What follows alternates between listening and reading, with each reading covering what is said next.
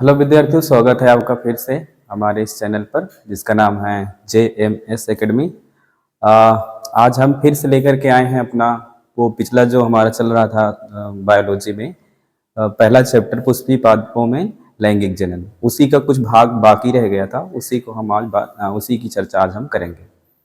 पिछला वाला जो था मतलब पिछली बार जो हम लोगों ने जो पढ़ा था वो विस्तार मतलब हमने थोड़ा सा विस्तृत रूप में उसमें हमने बातें करी थी। आज हम ऐसा करेंगे कि एग्जाम पॉइंट ऑफ व्यू से बातें करेंगे, मतलब ज्यादातर जो एग्जाम में इंपॉर्टेंट होगा हम उसी टॉपिक की बात करेंगे। ठीक है, तो जैसा कि हम पिछले वाले में पढ़ चुके थे कि परागकण की संरचना तक हमने बात कर ली थी, पिछली वीडियो में हमने बात की थी। आज हम समझेंगे कि परागण क्या है, अर्थात पॉलिनेशन क्या है। ठीक है, पॉलिनेशन किसे कहते हैं, परागण किसे कहते हैं, तो सिंपल लैंग्वेज में पॉलिनेशन किसे कहते हैं उस चीज को हम समझेंगे। और रही बात इसकी जो लिखित मतलब लिखा हुआ आपको मिल जाएगा इसके नोट्स, और उसको आप देख करके लिख लीजिएगा या तो उस पर तैयार कर लीजिएगा अपना। ठीक है, तो हम बात करेंगे पॉलिनेशन किसे कहते हैं, अर्थात परागण क्या चीज है। ठीक है, पहले सिंपल वे में हम समझाते हैं, समझते हैं इस बात को। जैसे एक कोई फ्लावर है, ठीक है, और उस फ्लावर में हमने उस दिन संरचनाएं बताई थी। लाइक जैसे एक डंठल होता है, डंठल के पास एक और स्ट्रक्चर होता है जिसको पुष्पासन कहते हैं, और पुष्पासन के पास से एक और स्ट्रक्चर होता है जिसको बाह्य दल कहते हैं, और बाह्य दल के पास बीच में वैसे एक स्ट्रक्चर और होता है जिसे कहा जाता है स्त्री केसर। ठीक है, और यहाँ पर होता है दल। हमने बात करी थी इतनी तक कि ये सारी संरचनाएं आपको याद होंगी, सारी संरचनाएं। ठीक है, इस पुष्प में ये एक भाग और भी होता है जिसको हम लोग कहते हैं पुंकेसर। ठीक है, ये वाला बीच वाला जो भाग होता है इसको स्त्री केसर कहते हैं, इसे कहते हैं पुंकेसर। जो पुंकेसर वाला भाग है इसको नर भाग कहा जाता है, और ये जो स्त्री केसर वाला भाग है इसको मादा वाला भाग कहते हैं, या मादा कह सकते हैं। ठीक है, सिंपल सी बात क्या है कि पॉलिनेशन क्या है या परागण क्या है। तो परागण जैसे मान लीजिए कि एक पुष्प है और इस पुष्प का जो ये नर वाला भाग है, इस नर वाले भाग पर अगर इस वाले भाग की चर्चा करें तो इसे क्या कहते हैं, तो इसे कहते हैं परागकोश। परागकोश के भीतर परागकण की संरचना होती है, हमने उस दिन बात कर ली थी। ठीक है, तो परागकण इसमें से निकलते हैं, और वो परागकण बड़ा ही मतलब उनकी जो उनका आकार होता है बहुत ही सूक्ष्म होता है, बहुत ही छोटा होता है। जब एक फूल परिपक्व हो जाता है तब इसमें से परागकण निकलते हैं, और ये परागकण बहुत ही छोटे छोटे होते हैं, और ये परागकण को ही नर युग्मक कहा जाता है। यही है नर युग्मक, नर युग्मक। ठीक है, और ये नर युग्मक यहां से इस भाग पर आता है। इस भाग को क्या कहते हैं, हमने शायद पिछली बार हमने बातें नहीं करी थी इस तरीकेसर की संरचना की, तो आज थोड़ी सी बात कर लेते हैं। थोड़ा सा करेंगे हम इसमें, बस थोड़ी सी बात करेंगे। लाइक जैसे ये ऊपर वाला जो भाग दिखाई दे रहा है, इस भाग को क्या कहा जाता है, तो इसको कहा जाता है वर्तिकाग्र। ठीक है, ये जो भाग दिखाई दे रहा है इसको कहते हैं वर्तिका, सॉरी इसे कहते हैं वर्तिका। और ये जो बीच में उभरा हुआ भाग दिखाई दे रहा है इसको कहते हैं अंडाशय। जैसे यहां देखने को मिलता है, ये ऊपर वाला भाग जो दिखाई दे रहा है ये वर्तिकाग्र है, ये बीच वाला भाग दिखाई दे रहा है जो वर्तिका है, और ये नीचे वाला जो भाग दिखाई दे रहा है इसे अंडाशय कहते हैं। ठीक है, इस अंडाशय के बीच में यहाँ पर एक संरचना और होती है जिसे बीजांड कहते हैं। ठीक है, और इस बीजांड के भीतर इसे बीजांड कहते हैं, इतना ध्यान रखना है, बीजांड कहते हैं। और बीजांड के भीतर एक संरचना होती है जिसे यहाँ पर एक मतलब युग्मक बनता है जिसको मादा युग्मक कहते हैं, मादा युग्मक कहते हैं, मादा युग्मक, फीमेल गैमीट इंग्लिश भाषा में कहते हैं। जैसे यहाँ देखें, यहाँ मेल गैमीट है नर युग्मक, यहाँ फीमेल गैमीट है यानी कि मादा युग्मक है। मादा युग्मक और नर युग्मक अर्थात ये परागकण और ये जो अभी बीजांड के अंदर मादा युग्मक है, ये दोनों मिलेंगे तभी एक पादप का निर्माण होता है, अर्थात इसी क्रिया को ही तो परागण कहते हैं। लेकिन बात यह है कि ये पेड़ है, तो पेड़ों में परागण ऐसे आसानी से तो होता नहीं, इसके लिए कई सारे माध्यम की आवश्यकता होती है। परागण के लिए किस माध्यम की आवश्यकता होती है? कई सारे माध्यम की, जैसे कीट की आवश्यकता पड़ती है। देखते हैं पेड़ों पर कीट बैठे होते हैं, अर्थात पुष्प पर कीट बैठे हुए दिखाई देते हैं। भंवरा, तितली, मधुमक्खी या और भी छोटे छोटे जीव बैठते हैं। वो किस लिए बैठते हैं? हालांकि वो तो अपने लिए बैठते हैं कि वो उस पर से कुछ नेक्टर को चूस सके, मतलब उसका रस चूस सके, और अपना वो पोषण के लिए वो काम करते हैं। लेकिन उनको ये नहीं पता होता कि ये अनजाने में एक कार्य करते हैं जिसे परागण की क्रिया कहते हैं। जब वो किसी पुष्प पर बैठते हैं, मान लेते हैं कि जैसे इसी पुष्प पर कोई कीट आकर के बैठा है, तो उस कीट के पैर में ये जो परागकण अभी छोटे छोटे बने, जिस नर युग्मक कहते हैं, नर वाला भाग से जो बना है, ये परागकण उस कीट के पैर में लग जाता है। और ये परागकण अगर दूर कोई पादप है, अर्थात मान लेते हैं कि एक पादप कुछ मतलब दूर दूर पर पादप है, तो क्या होगा, ये कीट जब इस पर बैठेगा तो इसके पैर में परागकण लग जाएंगे। वो कीट फिर उड़ करके जाएगा किसी दूसरे पादप पर। हालांकि जातियां एक ही होनी चाहिए, अर्थात जैसे अगर मटर का पौधा है तो मटरे होना चाहिए, या कोई और भी पौधा है, गुलाब का पौधा है तो गुलाबे होना चाहिए, दूसरा नहीं, दूसरे पे परागण नहीं हो सकता। तो परागकण उस कीट के पैर में लग जाएगा, और वो कीट जब उड़ करके दूसरे जगह पर जाएगा, जैसे दूसरे पुष्प में जाएगा। हालांकि कभी कभी ऐसा होता है कि सेल्फ पॉलिनेशन, अभी हम बात करेंगे, क्रॉस पॉलिनेशन की बात करेंगे, वो अलग की बात है कि पॉलिनेशन कितने प्रकार के होते हैं। लेकिन पहले हमको इतना समझना है पॉलिनेशन है क्या, सिंपल लैंग्वेज में। ये परागकण जब अभी जो हमने बात करी कीट के पैर में लगा है, ये परागकण पैर में लगा है कीट के, और कीट उड़ करके जाएगा दूसरे पुष्प पर बैठेगा, और पुष्प पर बैठेगा तो जो वर्तिका वाला भाग दिखाई दे रहा है, इस वर्तिका वाले भाग पर अगर वो बैठता है तो वो परागकण जाकर के वर्तिका पर चिपक जाता है। इसी को बोला जाता है पॉलिनेशन, अर्थात परागण। अगर लोग नॉर्मल लैंग्वेज में बात करेंगे परागण किसे कहते हैं, तो ऐसे बता सकते हैं कि जब पुष्प एक परिपक्व हो जाता है, परिपक्व होने का मतलब ऐसा थोड़े ना कि पेड़ जैसे ही लगाते हैं वैसे ही उसमें फूल निकलना शुरू हो जाते हैं, या फूल निकलते ही उसके अंदर ये सारी संरचनाएं बन जाती हैं, टाइम लगता है। तो जब परिपक्व हो जाता है फूल, तो उसमें परागकण निकलते हैं, और ये परागकण परागकोश निकलता है, और ये परागकण किसी भी माध्यम से, चाहे वो कीट कोई माध्यम हो, ठीक है, कोई कीट हो, कीट के द्वारा भी हो सकता है, हवा के द्वारा भी हो सकता है, एयर जिसको कहते हैं, है ना, या कुछ पादपों में तो जल के द्वारा भी परागण होता है, ठीक है। तो कीट भी हो सकता है, हवा के द्वारा मतलब जैसे कि यहाँ पर परागकण है, हवा चली तो ये परागकण उड़ करके कुछ संख्या में यहाँ वर्तिकाग्र तक आ सकते हैं, बस और क्या। जल वाले में क्या होता है, कुछ जलीय पौधे होते हैं, जलीय पौधे में क्या होता है कि परागकण पानी में गिर जाता है, और पानी में गिरता है तो वो परागकण पानी में जो पुष्प है, पुष्प का ये वाला जो भाग दिखाई दे रहा है, ये वर्तिकाग्र वाला भाग, उस भाग पर पहुंच जाता है। क्योंकि पानी में रहने वाले जो पुष्प होते हैं अधिकतर वो पानी की सतह से टच करते हैं, तो परागकण जब पानी की सतह पर गिरेगा तो वो जल के द्वारा किसी तरीके से लहर वगैरह से उस वर्तिकाग्र तक पहुंच जाता है, तो जल द्वारा परागण हो जाता है। हवा द्वारा तो हमने बात कर ली, कीट के द्वारा भी बात कर लिया। इसके अलावा कुछ अन्य जंतुओं द्वारा भी, ठीक है, कोई अन्य जंतु, है ना, कोई पत्ता लाइक बर्ड वगैरह हो गई, ये भी परागण की क्रिया करते हैं।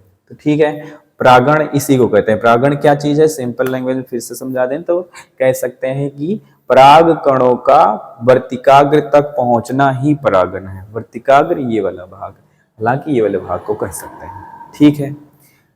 अब देखेंगे अगले वाले में हम नेक्स्ट परागण के प्रकार, ठीक है। तो मुख्य रूप से हम परागण के दो प्रकार पढ़ते हैं, लेकिन एक प्रकार और भी हम ऐड करेंगे जिसको हम कृत्रिम परागण के नाम से जानेंगे। तो परागण के तीन प्रकार हम मुख्य रूप से पढ़ेंगे। एक परागण है जिसको हम बोलेंगे स्वपरागण, स्वपरागण, ठीक है, इसे बोलते हैं सेल्फ पॉलिनेशन, ठीक है। सेल्फ पॉलिनेशन, स्वपरागण किसे कहते हैं? अब स्वपरागण किसे कहेंगे? सिंपल सा हम कह सकते हैं कि देखें, जैसे मान लें कि एक पुष्प का ये चित्र है और इस पुष्प के ये वाला भाग जो दिखाई दे रहा है ये नर वाला भाग है और ये वाला जो भाग दिखाई दे रहा है ये मादा वाला भाग है। इसे क्या कहते हैं? पहले इतना जान लें, इसे क्या कहते हैं? इसे कहते हैं परागकोश। परागकोश के अंदर क्या बनते हैं? तो छोटे छोटे पराग कण बनते हैं। अब ये पराग कण देखें, अब हम समझ किसको रहे हैं? देखें, हम समझ केवल रहे हैं स्वपरागण, सेल्फ पॉलिनेशन क्या है। अगर इस पुष्प का राइट देखें, इसी पुष्प का परागकण इसी पुष्प के वर्तिकाग्र तक पहुंच रहा है। देखिए ये है परागकण, परागकण, और ये जो दिखाई दे रही है ये है वर्तिका। ठीक है, अगर इसी पुष्प का 1 सेकेंड, ठीक है, देखें इसी पुष्प का परागकण इसी पुष्प के वर्तिकाग्र पर पहुंच रहा है तो इसे कहेंगे हम स्वपरागण। बड़ा इजी है। अब स्वपरागण की परिभाषा अगर लिखना है तो एकदम सिंपल सा कह सकते हैं कि जब किसी पुष्प के उसी पुष्प का परागकण या एक ही पुष्प का परागकण उसी वर्तिकाग्र पर या उसी पुष्प के वर्तिकाग्र पर पहुंचता है तो उसे हम कहते हैं स्वपरागण, अर्थात सेल्फ पॉलिनेशन कहते हैं। ठीक है, और फिर दूसरा चलते हैं हम सेकंड नंबर पे। सेकंड नंबर पे हम चलते हैं परपरागण। अब परपरागण को हम क्या कह सकते हैं? इसको हम क्रॉस पॉलिनेशन कह सकते हैं। ठीक है, क्रॉस पॉलिनेशन। अब क्रॉस पॉलिनेशन किसे कहते हैं? ये भी बड़ा इजी है। मान लेते हैं कि जैसे दो पुष्प हैं और दोनों ही एक ही प्रजाति के हैं, मतलब मान लेते हैं जैसे मटर का पौधा है तो दोनों मटर का ही पौधा है। ठीक है, ये पुष्प है और एक पुष्प मैं और यहां बना देता हूं। ठीक है, हाँ समझना ही तो है हमें। देखें, अब दोनों एक ही पुष्प एक ही प्रजाति के पुष्प होने चाहिए। अब इसमें क्या होता है, जैसे मान लेते हैं कि एक पुष्प यहाँ है, एक पुष्प 100-200 मीटर की दूरी पर है। दोनों पुष्प मान लेते हैं कि 100-100 मीटर की दूरी पर है, दोनों एक ही प्रजाति के हैं, मतलब मटर का है तो मटर का ही। अगर मान लेते हैं कि इसका जो परागकण है ये परागकण किसी माध्यम से, माध्यम हमने अभी पीछे बात करी, चाहे वो कीट वाला माध्यम हो, चाहे हवा वाला माध्यम हो, या जंतु द्वारा हो, या जल द्वारा हो, किसी भी माध्यम से ये परागकण यहां जा रहा है दूसरे पुष्प पर, अर्थात दूसरे पेड़ के दूसरे पुष्प पर जा रहा है। हालांकि प्रजाति दोनों एक ही होनी चाहिए। लाइक जैसे अगर ये मटर का है तो ये भी मटर का ही होना चाहिए, नहीं तो इनमें एक्सेप्टेंस नहीं होती, जिसको हम आगे पढ़ेंगे प्राग स्त्रीकेशन संकर्षण में। ठीक है, तो दोनों मटर का ही पादप होना चाहिए। अगर ये मान लेते हैं कि इसका परागकण इस वर्तिकाग्र पर पहुंच रहा है दूसरे पुष्प के, तो इसे बोलते हैं पर परागण। देख रहे हैं पर परागण हो रहा है, दूसरे पुष्प पर परागण हो रहा है, इसे को बोलते हैं पर परागण। ठीक है, अगर परिभाषा लिखना चाहते हैं तो परिभाषा बड़ा सिंपल, ठीक है, इसको देख कर के बता सकते हैं। जब दो पुष्प हों और दोनों पुष्प एक ही प्रजाति के हों, या दो पादप हों और दोनों पादप एक ही प्रजाति के हों और उनके बीच में अगर परागण की क्रिया होती है तो उसे कहेंगे परपरागण। ठीक है, और वो दूर दूर हो सकते हैं, दैट इज परपरागण सिंपल लैंग्वेज में। ठीक है, और भी हम एक परागण और है जिसे हम कह सकते हैं कृत्रिम परागण। कृत्रिम परागण जिसको बोलते हैं आर्टिफिशियल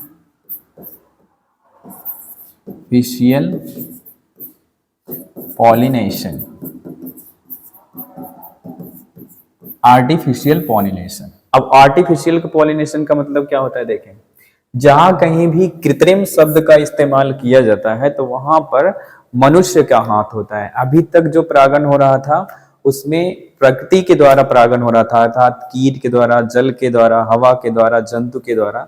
हालांकि जंतु में मनुष्य आते हैं लेकिन वो सब प्राकृतिक होता था। लाइक जैसे कोई जंतु किसी फूल को टच किया और उस फूल के परागकण उसके हाथ या किसी भाग में लग गया और वो जंतु दूसरे पुष्प के पास गया और वर्तिकाग्र को किसी माध्यम से टच कर गया, तो वो अनजाने में हुआ था। लाइक ठीक है। लेकिन इसमें जानबूझकर परागण करेंगे तो इसको बोलेंगे कृत्रिम परागण, ठीक है।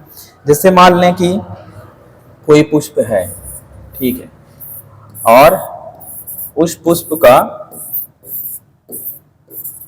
ठीक है, हम मान लेते हैं कि ये पुष्प है, कुछ ज्यादा ही ये वो बन गया है, 1 सेकेंड। जैसे मान लेते हैं 2 पुष्प हैं, ठीक है, और कोई व्यक्ति है और वह व्यक्ति परागण करवाना चाहता है।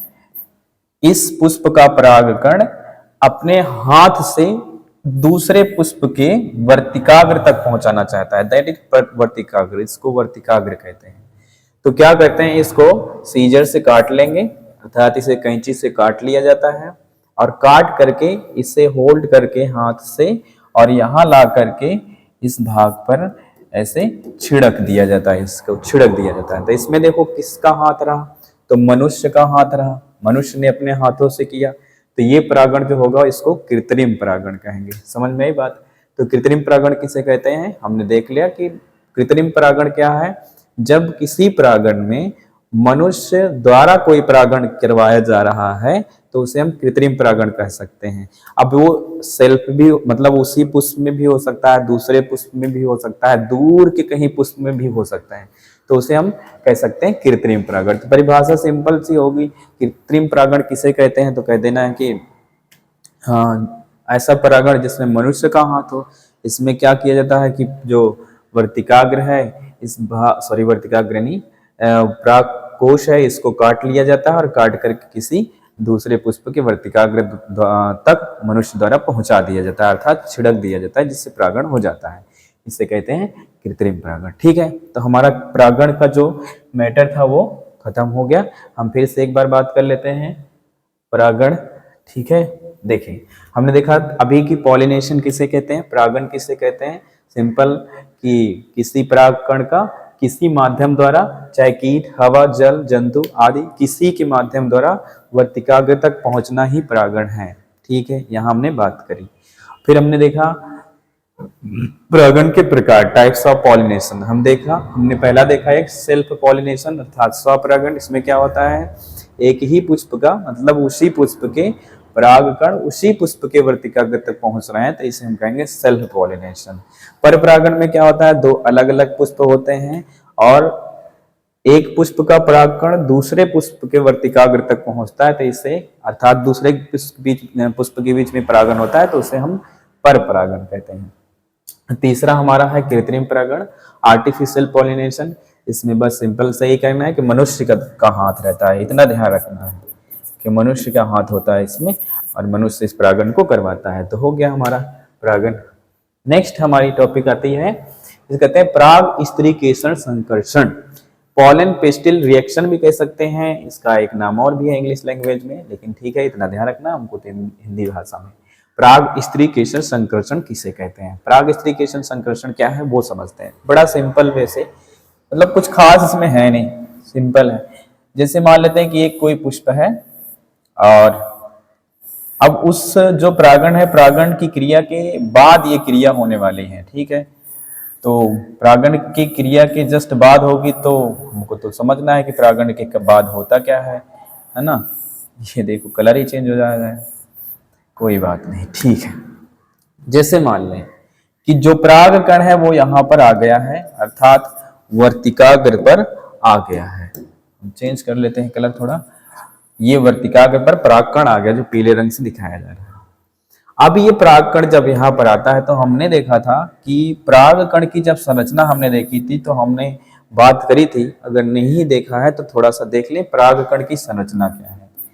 परागकण की संरचना, परागकण की संरचना हमने पिछली बार देखा था। परागकण की संरचना में हमने देखा था कि एक अगर कोई परागकण है, हालांकि बहुत ही सूक्ष्म होता है, छोटा होता है, लेकिन इसके अंदर कुछ संरचनाएं बड़ी जटिल सी होती हैं। इसके अंदर 2 सेल होते हैं, ठीक है।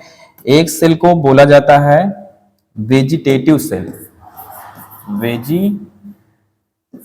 टेटिव सेल। वेजिटेटिव सेल को बोलते हैं कायिक कोशिका, कायिक कोशिका, वेजिटेटिव सेल कहते हैं। और एक सेल और इसके अंदर होता है जिसे कहते हैं जनन कोशिका, जनन कोशिका। ठीक है, तो एक वेजिटेटिव सेल होता है, दूसरा जनन कोशिका होती है। जो ये वेजिटेटिव सेल है ना, ये कार्य करती है। थोड़ा सा डिफिकल्ट हो सकती है ये बात, लेकिन ठीक है, समझने की कोशिश करें, कुछ खास नहीं है। हमको देखना पराग स्त्री केसर संकर्षण, ये चीजें हमने पीछे बात कर ली थी कि ये सारी चीजें क्या थी।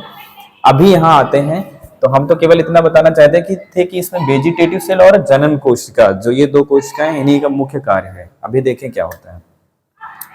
जो वेजिटेटिव सेल यहाँ पर आकर के, सॉरी, जो यहाँ पर पराग कण आकर के स्थापित हुआ है, इस पराग कण के अंदर हमने बात करी कि इसमें कायिक कोशिका और जनन कोशिका, दो कोशिकाएं हैं।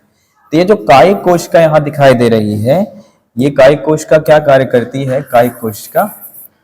कायिक कोशिका इसमें से निकलती है, सॉरी, ये है परागकण, इसमें से कायिक कोशिका निकलती है और कायिक कोशिका एक लंबी सी नलिका बनाती है और नलिका बना करके ये जाती है। और कहाँ पर जाती है? तो जो अभी हमने दिखाया नहीं, वो क्या कहते हैं, अंड कोशिका, तो वहां पर ये पहुंचती है और अंड कोशिका से जाकर के ये संलग्न हो जाती है, अर्थात जुड़ जाती है। तो ये जो नलिका बनी है ना, इसको क्या बोलते हैं? तो इसको बोलते हैं पराग नलिका, पराग नलिका कहते हैं। ठीक है, तो ये जो पराग नलिका का बनना है, इसी को बोला जाता है पराग स्त्री केसर संकर्षण। इवन ऐसा होता है ना कि सभी एक पुष्प, पता नहीं दिन भर में कितने कीट उस पर आकर के बैठते हैं और पता नहीं कितने पराग कण आकर के इस पर स्थापित होते हैं, लेकिन ये पुष्प उसी पराग कण को एक्सेप्ट करता है जो उसकी प्रजाति का है। अब ये क्वेश्चन उठता है कि इस पुष्प को कैसे पता चलता है कि पराग कण उसी प्रजाति का है? तो ये थोड़े से विशिष्ट बातें होती हैं, थोड़ा विस्तृत में जब बातें करते हैं तब। और हम समझते हैं कि हमें तो इस पर बात करने की भी जरूरत है नहीं, क्योंकि हमें टॉपिक को बात करना है और हमारा सिलेबस और हमारा एग्जाम नियर है, तो हम ज्यादा विस्तृत रूप में इस पर बातें नहीं कर सकते हैं। तो इतना लेकिन समझना है, हमारे काम का जो है उतना ही देखना है। पराग स्त्री केसर संकर्षण क्या है? जब पराग कण आकर के वर्तिकाग्र पर अवस्थित होता है, अर्थात स्थित होता है, आकर के बैठता है, कुछ भी कह सकते हो, ठीक है, कहने का अपना लहजा अलग हो सकता है। तो इसका जो वेजिटेटिव सेल अर्थात कायिक कोशिका है, वो कायिक कोशिका एक लंबी सी नलिका बनाती है, पराग नलिका जिसको कहते हैं, जिसके थ्रू ये जो पराग नलिका बनी है, जिसके थ्रू ये जो जनन कोशिका है, ये जनन कोशिका इस पराग नलिका से होते हुए अंड कोशिका तक जाती है और जाकर के निषेचन की क्रिया करती है, जिसको हम आगे समझने वाले निषेचन किसे कहते हैं। ठीक है, पराग स्त्री केसर संकर्षण इसे कहते हैं, बस और कुछ नहीं इसमें। अगर परिभाषा लिखना चाहते हैं तो कह सकते हैं परागण के पश्चात पराग स्त्री केसर संकर्षण होता है। इसमें होता क्या है? तो जो पराग कण की कायिक कोशिका है, एक कायिक कोशिका द्वारा एक पराग नलिका का निर्माण होता है, जो कि अंड कोशिका तक जाती है। ये है अंड कोशिका, अंड कोशिका तक जाती है और जिसके थ्रू जनन कोशिका आगे प्रवेश करती है, आगे निषेचन की क्रिया होती है। ठीक है, इसे ही कहते हैं पराग स्त्री केसर संकर्षण। इसके बाद फिर हमारे पास टॉपिक है दोहरा निषेचन। हालांकि दोहरा निषेचन के पहले हमको निषेचन समझना था, फिर हम दोहरा निषेचन की बातों को समझते हैं। चलिए पहले हम निषेचन की बात कर लेते हैं। निषेचन किसे कहते हैं? अभी देखें, हमने देख लिया कि पराग कण जो है वो अंड कोशिका तक पहुंच चुका है, तो उसके आगे जो क्रिया होगी उसे ही निषेचन कहते हैं। अब देखो, बोर्ड में क्वेश्चन ना वो कहीं से भी बना सकता है, हर एक पॉइंट पर क्वेश्चन पूछ सकता है। ठीक है, हर एक पॉइंट से का मतलब पूछ सकता है कि पराग स्त्री केसर संकर्षण क्या है, परागण क्या है, परागण के प्रकार क्या है, कहीं से भी क्वेश्चन पूछ सकता है। तो हर एक पॉइंट को मैं क्लियर करते चलता हूँ, देखते जाइए। फर्टिलाइजेशन अर्थात निषेचन। ठीक है, निषेचन किसे कहते हैं भी देखिए। एक स्ट्रक्चर और समझने की आवश्यकता है हमें, जिसे हम यहाँ बना देते हैं, जिसे बीजांड कहते हैं। तो बीजांड समझ लेते हैं तो क्रियाएं अच्छी तरीके से हमको चीजें समझ में आ जाएंगी। मैं बीजांड की संरचना पहले समझा देता हूँ। जैसे ये है अंडाशय, इसको ओवरी कहते हैं। नीचे वाला भाग पुष्प का, अभी जो हमने बात करी, उसमें होता क्या है, एक स्ट्रक्चर और होता है इस तरीके का, इस तरीके का स्ट्रक्चर होता है। ठीक है, जिसे बीजांड कहते हैं। अब इस बीजांड के अंदर कुछ कोशिकाओं का समूह होता है जिसे भ्रूण कोश के नाम से भी जानते हैं, इसके अंदर होते हैं। और इसमें होता क्या है, ये जो बीच वाला जो स्ट्रक्चर दिखाई दे रहा है ये कोशिकाओं का समूह होता है। ये 6-7 मतलब कुछ कोशिकाओं समूह होता है, जिसको थोड़ा सा निकाल के मैं दिखाता हूँ। इसमें होता क्या है, इस वाले की बात कर रहे हैं, ये जो बीच में स्ट्रक्चर बना है ये वाला, मेनली इसकी मैं बात करने चल रहा हूँ। इसमें होता क्या है देखिए,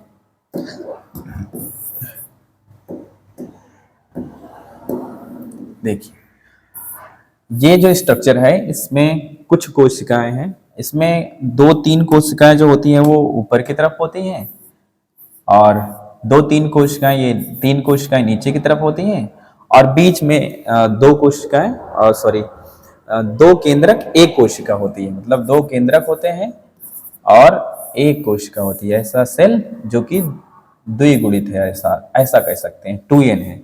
बाकी ये जितनी कोशिकाएं ये सब n है, अर्थात आगुणित है। मतलब इसमें गुणसूत्र की संख्या आधी होती है, इसमें दूना है गुणसूत्र की संख्या, ऐसा कह सकते हैं। ठीक है, तो इसमें से ये जो 2 कोशिकाएं अलग बगल बगल दिखाई दे रही हैं, इनको बोलते हैं सहायक कोशिकाएं। ठीक है, ये जो बगल बगल की कोशिकाएं, ये वाली कोशिका, ये वाली कोशिका बगल वाली, और एक बगल वाली ये कोशिका, ये दोनों कोशिकाओं को सहायक कोशिका कहते हैं।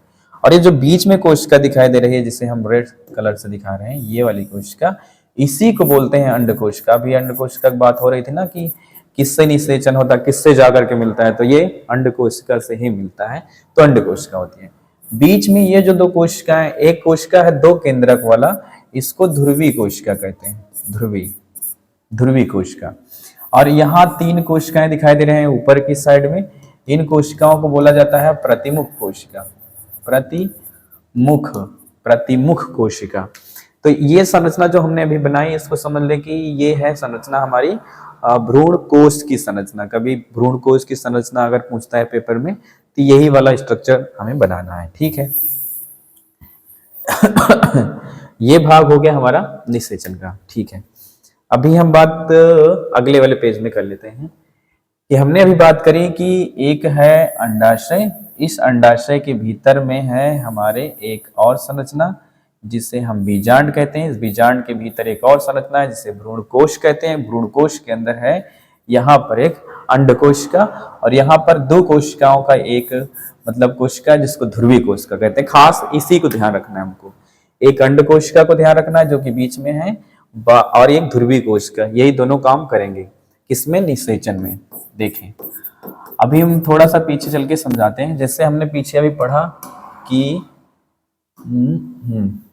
यहाँ हमने पढ़ा कि परागकण के बाद पराग नलिका बनती है, और पराग नलिका बनती है तो जनन कोशिका आगे प्रवेश करती है, और जनन कोशिका ये जाकर के ये वाला जो भाग है, इसी को तो अंड कोशिका हमने ऐसे बताया था पीछे भी, इस अंड कोशिका से मिलती है। अब इसी को थोड़ा सा हम जूम करके समझ लो, समझा रहे हैं आगे। ठीक है, यहाँ पर कैसे अंड कोशिका से मिलता है। हाँ, ये है हमारी, ये है अंड कोशिका जो बीच वाले दिखाई दे रही है, इसी की बात हो रही है। अभी यहाँ से एक नलिका आई है, इस नलिका का नाम ही अभी पराग नलिका हुई थी, अभी जिसको हमने बात करी थी, जो वेजिटेटिव सेल की मदद से बनी थी। ठीक है, और इसके भीतर एक कोशिका थी जिसको क्या बोला गया था अभी, जनन कोश, सॉरी जनन कोशिका बोला गया था ना। तो ये जनन कोशिका यहाँ तक पहुंचते पहुंचते, हालांकि कुछ में ऐसा होता है कि पहले हो जाता है एक विभाजन, नहीं तो कुछ होते हैं कि यहाँ पहुंचते पहुंचते विभाजन हो जाता है, इस भाग पर पहुंचते पहुंचते। ये जो भाग दिखाई दे रहा है, यहाँ ध्यान देना है इस भाग को, ये वाला जो भाग दिखाई दे रहा है यहाँ पे, और इस भाग को देखना है। ठीक है, ये निभाग कहलाता है। ये जो नीचे वाला भाग दिखाई दे रहा है, इसको बीजांड द्वार कहते हैं। अगर इस क्षेत्र को हटाएं क्या, समझने की कोशिश करें, ये वाला जो भाग दिखाई दे रहा है, ये पूरा रास्ता समझ लीजिए, इसको बोलते हैं बीजांड द्वार। ठीक है, और बीजांड द्वार तक पहुंचते पहुंचते ये जो जनन कोशिका है, एक कोशिका से 2 कोशिका हो जाती है। मतलब इसमें विभाजन तो होबे करेगा, कोशिकाएं तो विभाजन करती हैं, तो एक कोशिका से ये 2 कोशिका बन जाती है। ठीक है, अब यहीं पर निषेचन समझना है।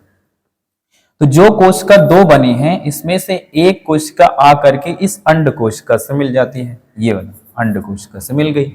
अभी अंडकोश थी, और ये जो अभी आया इसको नर युग्मक बोलेंगे ना, क्योंकि पराग कण से बना है ना।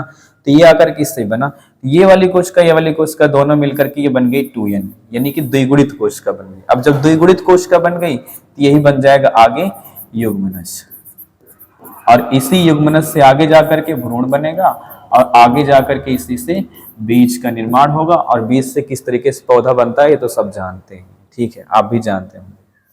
अभी एक कोशिका बची है हमारे पास, ये वाली कोशिका क्या करें, अच्छा हाँ, इस बात को समझना हमको, निषेचन किसे कहते हैं, हो गया निषेचन इसे कहते हैं। ये जो था नर युग्मक, नर युग्मक, ठीक है, ये नर युग्मक अंडकोशिका से मिला है, इसी को निषेचन कहते हैं, जिसके बाद युग्मनज बना है, फिर भ्रूण बनेगा, फिर उसके बाद बीज बन जाएगा, बीज इसी से बनता है। Matter clear. तो निषेचन किसे कहते हैं, निषेचन होता है परागण के पश्चात, परागण के पश्चात नर युग्मक मादा युग्मक यानी कि अंडकोशिका से जाकर के संलयित हो जाता है, मिल जाता है, जिसे निषेचन कहते हैं। हो गया। सिंपल लैंग्वेज में अगर परिभाषा देनी है निषेचन किसे कहते हैं तो कह देना नर युग्मक का मादा युग्मक में संलयन होना निषेचन कहलाता है, या नर युग्मक मादा युग्मक से मिल जाता है उसे निषेचन कहते हैं। एज योर लैंग्वेज, जैसी लैंग्वेज में बताना अपनी लैंग्वेज में बता सकते हैं, ठीक है। अभी हमने बात करी कि एक बचा है हमारे पास, ये वाला भाग जो दिखाई दे रहा है ये आगे बढ़ करके जाएगा, इसी रास्ते से जाएगा, लेकिन बगल से गुजरती हुई ये ध्रुवी कोशिका से मिल जाएगी। बीच में जो कोशिका इसको अभी हमने ध्रुवी कोशिका पीछे बताया था, अगर ना ध्यान दिए हो तो हमने इसको ध्रुवी कोशिका बोला था। अब ये यहाँ पर जाकर के मिल जाएगा, तो यहाँ क्या होता है, यहाँ पर फिर अगला टॉपिक होगा हमारा जिससे हम कहेंगे दोहरा निषेचन। दोहरा निषेचन इसे ही कहते हैं। जो अभी हमने देखा एक भ्रूण कोश था, इस भ्रूण के कोश के अंदर एक कोशिका है जिसमें दो केंद्रक दिखाई दे रहा है, और यहाँ से आई है एक पराग नलिका, और उस पराग नलिका के अंदर है एक नर युग्मक। ये नर युग्मक यहाँ पर निषेचन हुआ हो तो बीज बनेगा, अभी उसके बाद अलग हमने कर ली, निषेचन हो गया है। ये वाली जो कोशिका है या युग्मक है ये जाकर के यहाँ इससे संलयित हो जाएगा ध्रुवी कोशिका से। और जब संलयित हो गया तो ये कोशिका कैसे हो गई, त्रिगुणित कोशिका बन जाती है, इसको त्रिगुणित कोशिका कहते हैं। इससे क्या बनता है, इससे बनता है फिर भ्रूण पोष, इसको पोष कहते हैं, दैट इज भ्रूण पोष। तो भ्रूण पोष ये है, भ्रूण कोश ये पूरा संरचना जो थी उसको भ्रूण कोश का कहते हैं, ये पा कहते हैं, ठीक है ना, ध्यान रखना, पोष और कोश में यही अंतर है। तो ये भ्रूण पोष बन गया। अब कहें कि इससे क्या बनता है, भ्रूण पोष से क्या बनता है, जैसे मान लीजिए कि चना देखे हैं ना, चना, तो चने का स्ट्रक्चर कुछ इस तरीके का होता है, लाइक दैट, इस तरीके का कुछ ऐसा होता है, थोड़ा सा यहाँ तक थोड़ा सा कटा हुआ होता है। चने को कभी भिगोया हो, भिगो कर उसकी छिलका जो निकाल लेते हैं, निकालने के बाद फिर उसे जब ओपन करते हैं तो उसके दो भाग निकलते हैं जिसको दाल कहते हैं हमारे तुम्हारे लैंग्वेज में। तो दरअसल इसको थोड़ा सा मैं वो कर देता हूँ, नजदीक कर देता हूँ। तो ये जैसे इसके दो दाल बने हैं, तो ये जो दो भाग दिखाई दे रहा है यही है हमारा भ्रूण पोष, इसी को बोलते हैं भ्रूण पोष। अर्थात ये बना किसके लिए, देखो यहाँ एक शब्द लिखा है, भ्रूण को पोषण देना। अब भ्रूण फिर कौन है, भ्रूण ये है, ये जो अभी निषेचन से बना था, युग्मनज जो बना था वो है भ्रूण। ये इस भ्रूण को देखो ये कहाँ रहेगा, ये यहाँ बीच में रहेगा। कभी देखा होगा चने को खोला होगा तो यहाँ पर स्ट्रक्चर होता है, यहाँ पे ऐसे इस तरीके छोटा सा होता है स्ट्रक्चर। तो ये है हमारा भ्रूण जो कि निषेचन से बना है, ये है भ्रूण पोष जो कि दोहरा निषेचन से बना है, ठीक है। और फिर कहेंगे कि फिर और हाँ और भी संरचनाएं बनती हैं, जैसे एक है, अगर यहाँ पर हम देखें इस भाग को देखें, ये वाला भाग, तो इस वाले भाग को देखो, तो इससे क्या बनेगा, इससे फल बनेगा, जो फल खाते हैं। जैसे अगर आम का फल खाया होगा, देखो मैं बताता हूँ, आम के फल को इससे जोड़ के दिखा देता हूँ।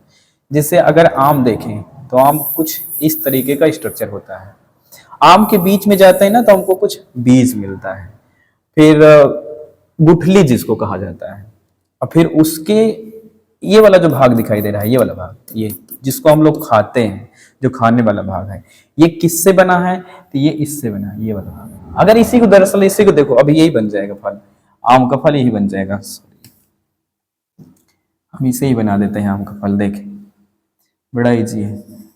थोड़ा सा इसको यूं घुमा दें और यहाँ पर डंठल लग जाएगा, यहाँ पे समझने की कोशिश करो। यहाँ पे डंठल बन गया और इसको पकड़ के ऐसे घुमा दो तो आम दिखाई देगा, हालांकि उल्टा ही आम फल लगता है, देखे होगे ना, वो नीचे की तरफ लटकता हुआ। हम तो इसमें इस तरह से बना रहे हैं, तो समझाने के लिए तो समझने की कोशिश करें। तो ये जो बीच वाला भाग दिखाई दे रहा है, ये किससे बना है? तो ये दोहरा निषेचन से बना है। अभी जो यहाँ हमने बात करी, कहाँ गया, 1 सेकेंड, ये जो भाग दिखाई दे रहा है, ये वही आम वाला भाग, जैसे आम का हमने अभी लिया एक स्ट्रक्चर, सॉरी गलत हो गया, ये तो आम का ये बीच में जो भाग दिखाई दे रहा है, ये वाला भाग, ये दोनों है भ्रूणपोष है।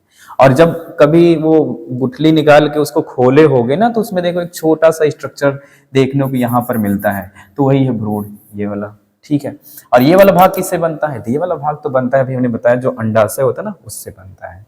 तो इस तरीके से दोहरा निषेचन। दोहरा निषेचन किसे कहते हैं? सिंपल सी बात कर लेंगे हम कि जो एक नर युग्मक होता है वो ध्रुवी कोशिका से जाकर मिलता है, और जब ध्रुवी कोशिका से मिलता है तो इसको निषेचन कहते हैं। एक निषेचन यहाँ हुआ, एक निषेचन यहाँ हुआ, ये वाला निषेचन, तो 2 निषेचन हो गए। तो इसी दोनों निषेचन को मिलाकर के दोहरा निषेचन कह सकते हैं। यूं कह सकते हैं कि नर युग्मक जब आता है परागनलिका से, तो एक कोशिका से 2 कोशिका में डिवाइड हो जाता है। एक कोशिका अंड कोशिका से जाकर मिल जाती है, एक कोशिका ध्रुवीय कोशिका से मिल जाती है। इसी को बोला जाता है दोहरा निषेचन। एक शब्द तुमको कहीं मिलेगा, त्रिसंलयन, ठीक है। तो त्रिसंलयन कुछ भी नहीं है, दोहरा निषेचन ही त्रिसंलयन है। अगर दोहरा निषेचन की चर्चा कर देना, त्रिसंलयन हो गया। क्यों इसको त्रिसंलयन कहते हैं, इतना देख लो। त्रि माने क्या होता है?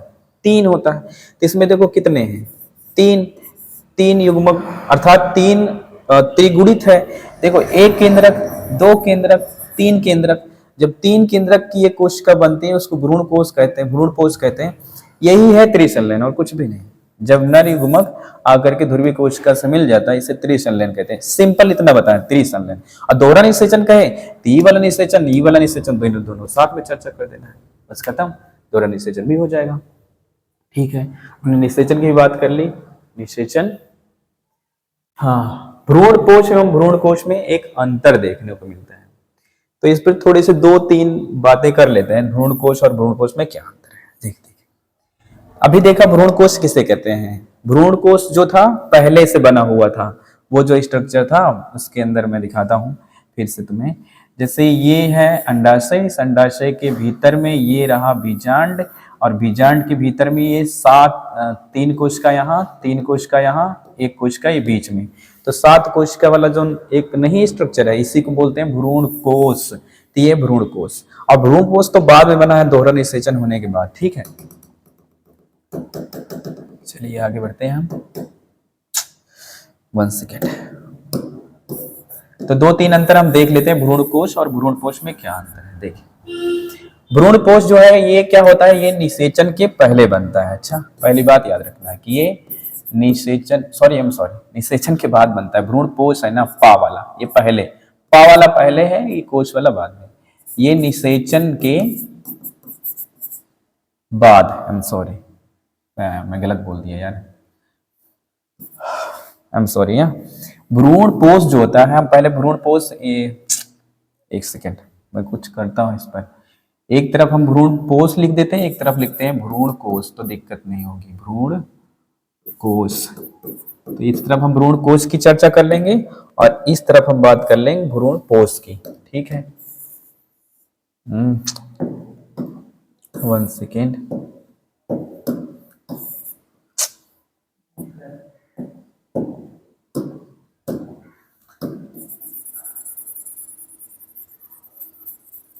बहुत टाइम लगेगा यार इसमें तो।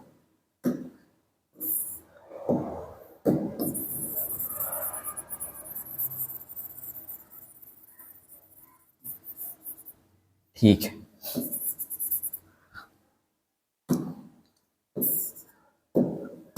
देखिए, भ्रूणपोष जो है वो निषेचन के पश्चात बनता है, इतना ध्यान रखना है। निषेचन के बाद बनता है, ठीक है। भ्रूणपोष निषेचन के बाद बनता है, निषेचन के बाद, ठीक है। भ्रूणपोष निषेचन के बाद, इतना ध्यान रखना है। और दूसरा अगर बात करें कि भ्रूणकोश क्या बनता है, कब बनता है, तो ये निषेचन के पहले बनता है। निषेचन के पहले या पूर्व कह सकते हैं। निषेचन के पूर्व भ्रूण कोष बन जाता है और भ्रूण कोष जो होता है निषेचन के बाद बनता है। ठीक है, पहला हो गया। भ्रूण कोष निषेचन के बाद बनता है, भ्रूण कोष निषेचन के पूर्व बनता है। हम पूरा नहीं लिख रहे हैं, समझने की कोशिश करेंगे। हाँ, दूसरा, भ्रूण कोष जो होता है ये त्रिगुणित होता है। त्रिगुणित होता है, त्रिगुणित मतलब इसकी जो कोशिकाएं होती है वो त्रिगुणित होती हैं, लेकिन भ्रूण कोष की जो कोशिकाएं होती हैं ये अगुणित होती हैं। अगुणित होती हैं। ठीक है, देखें, ये त्रिगुणित होती है, वो अगुणित होती है। ठीक है। तीसरा, इसका क्या काम होता है, भ्रूण कोष का काम क्या होता है, ये भ्रूण को पोषण देते हैं। ये भ्रूण को पोषण प्रदान करती है, पोषण प्रदान करती है। ठीक है, ये भ्रूण को पोषण प्रदान करती है। अब ये भ्रूण को पोषण प्रदान करती है, लेकिन भ्रूण कोष कहाँ पोषण प्रदान करेगा, तो उसमें कई तरह की कोशिकाएं ही केवल होती हैं, तो इसमें लिख सकते हैं ये पोषण प्रदान नहीं करती है। ये पोषण प्रदान नहीं करती। तो 3 हो गया। और एक और अंतर, ज्यादा नहीं, इसमें 2 नंबर के या 3 नंबर का क्वेश्चन पूछता है, और पूछता है हर बार पेपर में पूछता है, इतना ध्यान रखेंगे। हाँ, 3 हो गए। चौथा एक और लिख सकते हैं, भ्रूण कोष में इसमें एक ही प्रकार की कोशिका होती है। एक ही प्रकार की कोशिका होती है। ठीक है, कोशिका होती है। और इसमें देखें, इसमें हमने देखा ना था अभी, कई प्रकार की कोशिकाएं होती हैं। इसमें कई प्रकार की कोशिका होती है या पाई जाती हैं, जहाँ जो लिख लें।